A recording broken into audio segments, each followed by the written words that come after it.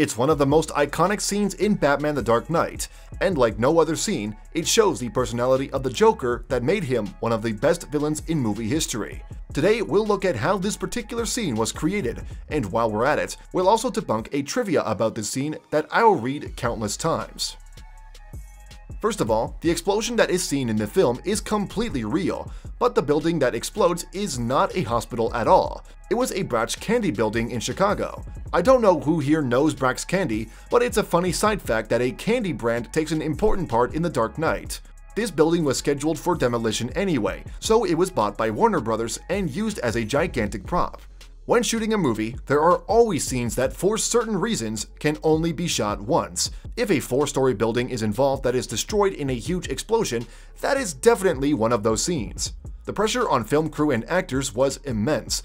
Failure not only would cost a lot of money, it was just impossible to shoot it again, and we wouldn't have seen it in the final movie. The fact that it became so great is mainly thanks to 2 men, Heath Ledger in front of the camera and Christopher Nolan behind the camera. Both are very well known in the film industry. Heath Ledger as an excellent method actor, who unfortunately died after his role as the Joker and is one of few people who were awarded an Oscar post-mortem. Christopher Nolan is one of the most respected directors in Hollywood, and although he is part of the younger generation among directors, he is known to value the classic craft of filmmaking more than new CGI techniques that create scenes on the computer. That's why it is so important to him that the scene was real, and even if you watch it again in 50 years, it will still look fantastic, because a real explosion was captured on camera. But now, let's talk about the fact that so many trivia videos and websites get wrong.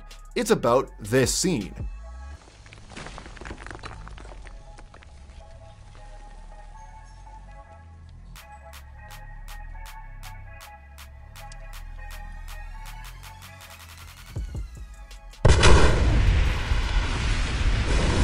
The house doesn't seem to collapse as planned, and Joker turns around in frustration, pulls the trigger a few more times until the second stage of the explosion finally ignites. A lot of people claim that Heath Ledger didn't follow the script, and even the explosion didn't happen according to the plan. There are 2 versions of this false trivia. One, there was an unplanned delay in the execution of the explosion. Although it did not explode immediately, Ledger stayed in his role and behaved as Joker would have done in this situation. After the delay and after Ledger kept pushing the button, the explosion went off and made the scene perfect. A cool idea, but unfortunately, it is wrong, and it would be very worrying if it were right. It would have meant that in such an operation, where a house is blown up with real actors standing in front of it, something would have gone seriously wrong. Hence, version 2. It was planned that there would be a delay before the second explosion, but Heath Ledger didn't know about it. Christopher Nolan wanted to force a real, surprising reaction and kind of pranked his actor. This story can't be true either, and the reasoning is easy to determine. The risk that a real reaction would have been inappropriate was too high. What if Heath Ledger just said, "Cut, something's going wrong. Let's do it again, Chris," while the building is exploding? Would have been a costly prank. But why am I sure that both versions are false? Well, there is another reason that was described by Christopher Nolan himself, and this one is more important than the look of the scene: the safety of the actor. If we put in a little beat where the first set of explosions stops, as if something's gone wrong, and the Joker just takes a second to look around, surprised, like the audience is surprised. Then the major demolition comes in, and he jumps straight into the school bus. In that way, he was able to come up with a practical scenario in which we could actually take a principal actor, walk him out of a building that's about to be destroyed, and literally drop the building to the ground. It was an ingenious idea to separate the relatively harmless movie detonations and the main detonation, which destroys the building. It was important that Joker walks out of the building while the explosion is going on, to show that he doesn't care about his life. However, you cannot expect the same from an actor, because it's important security information when the building will explode, and the scene was rehearsed many times. Heath Ledger knew about it. However, nothing is known about whether his acting during the scene was improvised anyway. Christopher Nolan is known for giving his actors creative freedom, and Heath Ledger is known for taking different approaches while acting. If you need another example that he not only played Joker, but also was Joker, here is one. A deleted scene shows how Ledger kept acting after he got on the school bus. The Joker doesn't care what the explosion he caused looks like, and therefore Heath Ledger doesn't care neither. Even if there was no recording for the movie at that time, he was still Joker. But it would have been really interesting to turn around, because this explosion was a very impressive one. Here is an original video without digital post-production.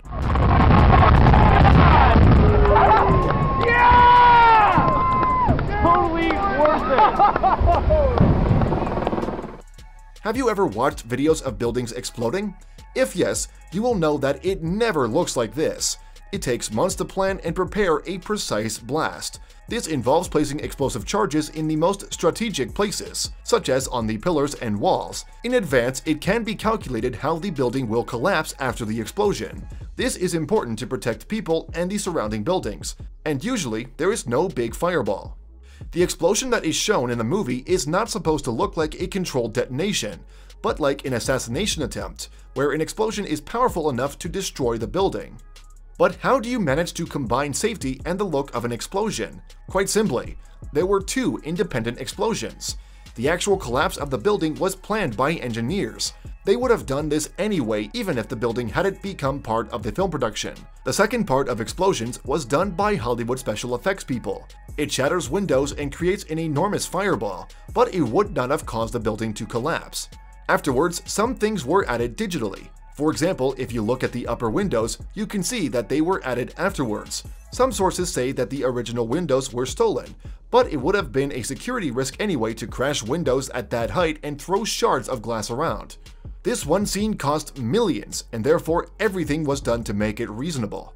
A total of 20 film cameras were used to film the explosion from all angles. For aerial shots, the building was circled by 5 helicopters. Everything was planned to the minute. Streets were closed, authorities and the press were informed. And there is no room for improvisation. Perhaps one more interesting fact. The scene is obviously not realistic. As soon as the Joker is on his way out of the building, he presses the trigger and the first wave of bombs explode. Not all at the same time, but along the corridor. Outside, the explosions stop until Joker presses the same trigger one more time. All the detonators should have been already exploded, and why were so many small explosives placed inside the building in the first place? Pressing the same trigger several times would not have restarted a normal detonation.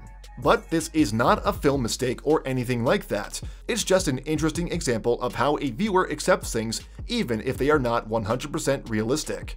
As long as it is in flow with the story and fits the style of the world that is described in the movie, we accept it as real. Sometimes even things and scenes that are indeed real look unreal on screen, because we are used to see them differently in countless other movies. Who has ever witnessed the explosion of an assassination attempt? But in movies, we often see these kind of things, and therefore, movies can mess with our mind and change how we determine what is real and what is not. But this is a topic for another video. If you don't want to miss videos like this, subscribe to the channel and check out our Popcorn Forever playlist. I'll be back with another video soon.